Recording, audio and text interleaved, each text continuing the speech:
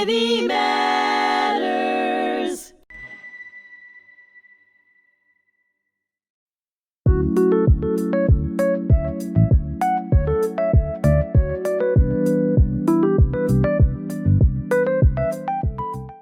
Hello and welcome to Many Voices, One Community, stories that unite us across Long Island and beyond.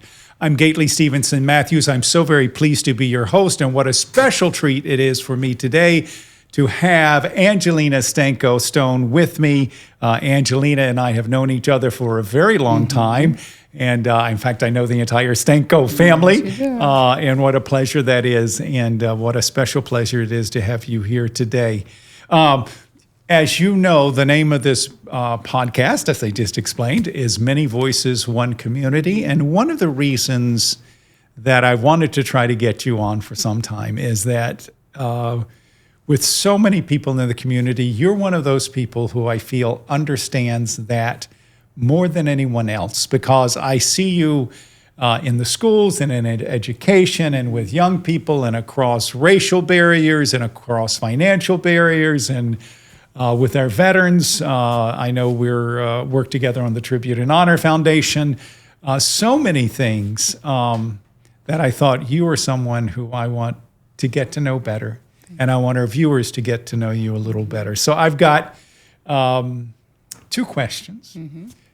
Well, let me start with my first question. My first question is this. So Angelina Stanco Stone, the Angelina Stanco Stone, who I and so many people know today as that kind of person behind the scenes.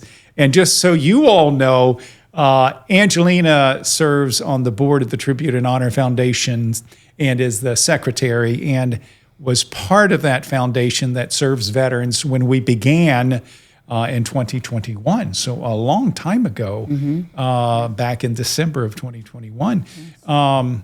So we know each other, but she always tells me, she says, if you make me talk, I'm going to quit. So she won't let me put her in front of a podium. But now I have you kind of trapped, and so that's kind of nice. Pretty much, yes. So this is my question. My question is, so the Angelina Stanco Stone, who she is today. And again, I see you in so many things in the community. How did the grown-up Angelina Stanco Stone turn into who she is based on who she was as a little girl growing up in Glen Cove? What formulated who you are today? My parents. Your parents? My parents definitely did. They were always giving, always opened their door. Anyone who came knocking, they always opened their door, always saying, how can I help? What do you need? Always volunteered, always was involved in the community. So I think they helped shape me to who I am today. Right. Yeah. And, not for nothing, I think about more than a few awards and a few honors. I know the North Shore Hispanic Chamber of Commerce honored you. I know there was a magical year. I was so very pleased to be there along with you. And I think Celeste was honored that year, and you were honored. And, at the Glen Cove Hospital, I can't think of her name right now. But anyway, it was just an incredible year. Also, this year, the Diamond Award, what was the award that you were? The Diamond Club Award, yes. The Diamond Club Award, which you were it. You were the honoree for that great event and for all of you give to the schools. But all of those certainly are other organizations recognizing what you bring to the equation. So I love this part about parents and talking about how your parents influenced you and how that is what you bring into your world now. So when did your parents pass away? My mom passed away almost 10 years ago. My father before that, so quite some time now. Right, and I know you have quite a few siblings. In fact, I think I've met all of your siblings at one time or another, and know many of them quite well. There's a lot of us. Right, you're not the only Stankos in downtown. No, this is true. I'm the seventh. You're the seventh. So are you the baby? No. No. Where do you fall in the pecking order? I'm the seventh. I'm the seventh child. There's 8 of us. There are 8. One passed away, but there's 8 of us. That's right. That's right. So, I often like to share, as you know, I was a founding member of Nosh Delivers, delivering food, and I know you've done many events collecting food. Yeah. In fact, it seems like every time I open the paper or look online, yet again, you're working with another group of people to collect food for Nosh Delivers. But I also feel an affinity with my parents. And I like to tell people, there are those weeks that I think, I just don't have the time this week. I do the deliveries every Thursday. Right. I think I don't have the time. But I will say there's a veteran who is on the second floor who I always deliver to. Special guy. And there's something about when I walk up those, I got the bags in my hand, I'm, delivering the food, I'm walking up those steps, and I feel like my father. I remember him. I know where his heart was. And then there's something else I'll do it and I'll think of my mother. So and in some ways I tell people, certainly in church, I feel close to God. I tell people I often think of Morgan Park as my personal cathedral. That's just a beautiful, but in those moments, I not only feel closest to my parents, but I also feel closest to God, quite frankly. And I'm thankful for that. What would you say in your personal experience, in your volunteerism? Are there any things that seem even more strongly connected to the kind of things your parents would have done or your parents would smile about, I think they definitely smiled about tradition and keeping the tradition with holidays, family gatherings, and just, like I said, just inviting people in just to share that, and just giving back was a huge part. Right. It feels good to give back. Right. It feels good to give back. And what I've noticed is that in the work you do, it's not for any particular group of people. Right. It's oddly enough, I belong to Loggia Glen Cove, so a predominantly Italian organization, and that organization serves not just Italian people. They do a great outreach to the full spectrum of the population, which I love. And I'm more Irish and Scottish than anything else. But the reason I bring that up is, given your background, you could easily, make a strong mission to make sure you're serving the Italian community, and a strong mission, and certainly you appreciate the heritage, but your heritage is even bigger than your Italian heritage. And I love that, because that spirit of giving and that spirit of giving back is what enriches the world. And I feel like the more we have people like you who are out there, oftentimes behind the scenes, making it happen, the better world we have. What would your advice be to a young person? Let's say a young person coming up, and let's say it's someone who, whatever their profession, whether they're corporate America, I see these young whippersnapper people making a lot of money doing incredible things in finance. But sometimes there's an emptiness because it just becomes about that. So what would your advice be to that person who maybe, financially are getting to where they want to be and such, but maybe feel like maybe there's more they could do. They could maybe find more meaning in life. What would your advice possibly be? Definitely stay grounded. Remember where you came from, and just stay focused. If your mission is to help people and get out there in the community, then continue to do that. Right. No matter how much money you make, no matter how big you become, always stay grounded and remember where you came from. Yeah, no, I agree. I often think, there's, quite frankly, there's down and out, and there's up and out. Yeah. My graduate school, I went to Southern Methodist University, and certainly a very diverse group of people who attend there, but some from a very different financial background than I was. And at one point, I was asked to teach a public speaking class. And I thought, what do these kids know? They've never had any, they've had everything paid for. And that wasn't true. I mean, SMU has a very diverse background. But I'll never forget, there was a young woman who spoke, and she looked like a sorority, just done to the nines, and the year before she had suffered from anorexia. I said, share your story. You never know. And such strength, and I thought, the trappings, I felt ashamed because I in my head, I thought, oh, well, this opportunity, what worries could she possibly have? But at every level, there are challenges, and we have to remember that that's, as far as bringing hope and goodness to the world, that everybody has their own secret demons that you have to contend with. You have to. It's a part of life. Yeah. So I'm thinking about the aging community. I'm thinking about, my mom was a nurse, and that's how she served. And in fact, it was an aunt who died of cancer who she cared for, which is why she ended up going into nursing.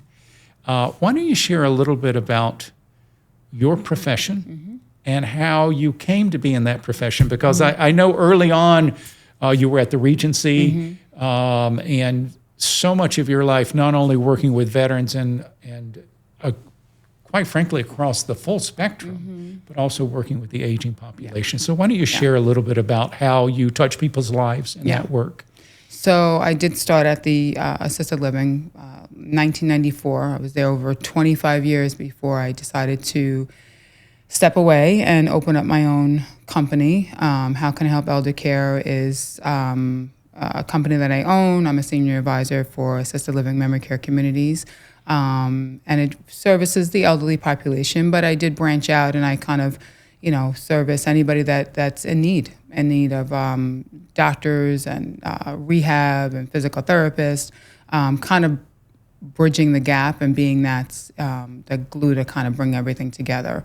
So I've been doing it. It's going to go on 5 years now next year. Wow. Yeah. And I would say I know so many people, friends of mine, who go to you because of their parents and such. And what again, you could just do your work, but I know whether it's at the senior center or so many other things that you do in the elderly population, what kind of things do people face when their parents are aging at that age? It's your parents took care of you. They're the ones you look to. There's the ones in, I lost my parents in a car accident quite young when they were in their 60s. So I didn't have that aging, but I saw that with Jim's family, who lived into their 90s, and what a blessing. But how there's so much, and it can be so overwhelming when you're trying to think in terms of how do you bring the best quality of life you can for these people who cared for you. Yeah. So, I mean, there are definitely options. I think the biggest concern that a lot of people have are financial, how to afford it. All assisted livings are privately paying. They do accept long-term care insurance. But I think the biggest, the biggest thing to look for is the facility that will meet their needs, whether it be financial, care-wise, what type of care someone needs. Those are all big factors in choosing the right community. And that's part of what I do. As a previous case manager, I do have the ability to make an assessment and kind of see what that person's actual need is, locate a few communities for them to kind of tour and see if it's the best fit for that person. Financially as well, that's a huge thing, because the last thing you want to do is have somebody get placed in an assisted living and then have to move a year or two later because of the finances. So kind of look at the whole picture and bringing it all together for them. Right. So I'm curious to know, because to me, I see what you do in your profession, and I also see what you do as a volunteer in so many things. And also knowing you as the secretary of the Tribute and Honor Foundation. And for those of you, just sharing with you, with that foundation, which again, I know you very well through that because we work together. Oftentimes you're the one who smooths things over, or you anticipate something's coming down the pike, or there's just a little detail maybe you need to look at.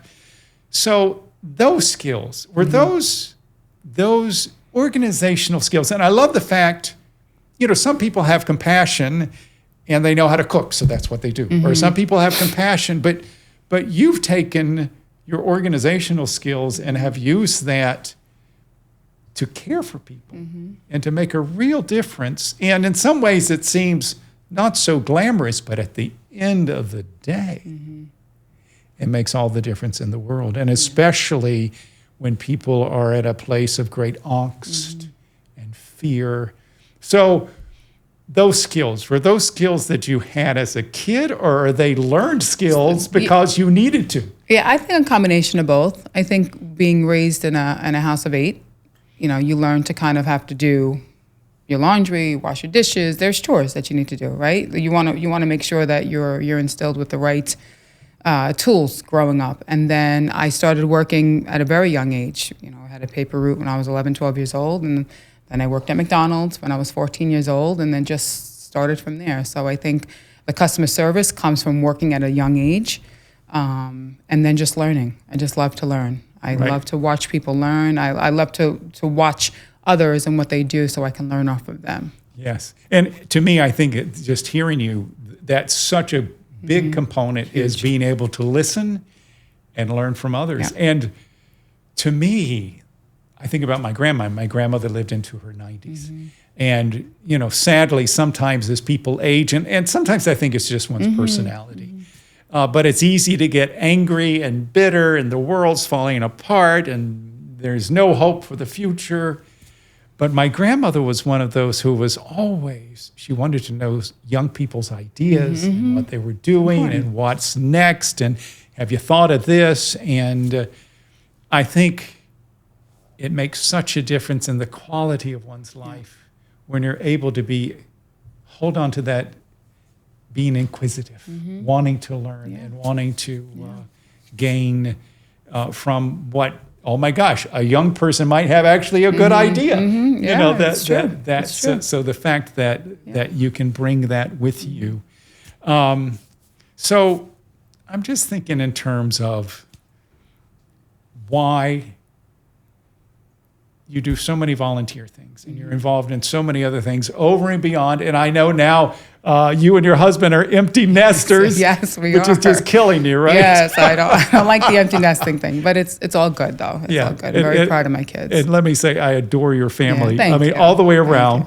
The caring and the thoughtfulness. This is what's important to me. What you felt with your parents, what you and your husband bring to the equation, is that I see it in your kids. Oh, thank you. It's important. It's important. And you think about, in some ways, it probably just feels like a natural extension. But it also does take work. It takes work. It takes caring. It takes work. It takes holding on to your principles when oftentimes the world doesn't encourage you to do that. But I would say, so my question is this. So in some ways, especially with you two, you and Castell, you guys, empty nesters, you could easily just say, the heck with all this volunteer stuff I'm doing, the heck with helping out at the school, the heck with doing those. Especially, you see a lot of people when their kids go off to college, they're done. I don't know, they move to Florida and they're done, which you may choose to do at some point. But why do you bother? Why do you bother? It'd be so easy not to, but why do you bother? I think it's important to give back. It's really important to give back. It is. I mean, it makes, for me personally, it makes me feel good. I know it makes my family feel good to do things for others and just to kind of bring smiles on people's faces. It's important. I know it's somewhat cliche, but the whole, it is in giving that you receive. And I do think, you and I both, I know, have had probably, I didn't know your sister that well, but I knew her and what a light she was. And certainly that has to have been a dark time when your sister passed away. Life, there are a lot of pieces of life that are just hard. Just hard. There's a part of, I'm thinking about when I lost my parents in a car accident. There's a part of me that feels like in some ways you should sit a kid down when they're 5 and say, you think it's fun, but it's not. There are parts that are going to be really hard. Yeah. But maybe you don't. Yeah. What can you say to a child to prepare a child for what ultimately most people have some dark time in their lives, and oftentimes more than once. Right.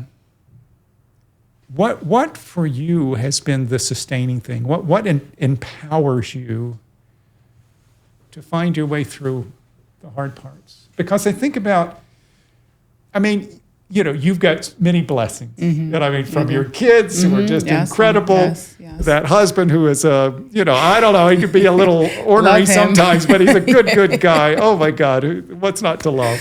But at the same time, you've had your set of tricky things. And as a family, you all have had tricky things. And if your family doesn't have some tricky things here and there, then you haven't lived much, quite frankly. So in those tricky times, what has been the thing that has carried you through? What has made it possible for you to be you with joy and with light and with compassion and with a work ethic that doesn't stop? How have you managed to always find that through the tricky parts? I just think being positive. Just being positive, lots of prayer, and staying positive and just looking at the good in something and know that whatever's happening is not the end result. That there's always going to be the light at the end of the tunnel. So, right. And where did you get that? I don't know. It's just something that I just feel. You feel it and then you believe it. Right. And you believe it. You just got to believe in it. Right. And I will say that carrying that light forward makes all the difference in the world. And I will tell you, Angelina, as someone who knows you in Glen Cove and on the North Shore, and thankful to have you on the board of the Tribute and Honor Foundation. And also we work together now. Yes. I know I kind of hooked you in, but in Irma Genti, so we now have you on Glen Cove EOC board, and so very pleased about that. But you're involved in so many things. And just personally, I want to say thank you. And thank you so much for being my guest today on Many Voices, One Community. Happy to have been on here. Beautiful. Thank you. So again, you have been watching Many Voices, One Community. I'm Gaitley Stevenson-Mathews, your host. I was so pleased to be joined today by Angelina Stanco Stone. And make sure you follow my podcast and all of the podcasts on hmTV at hmTC. Thank you so very much.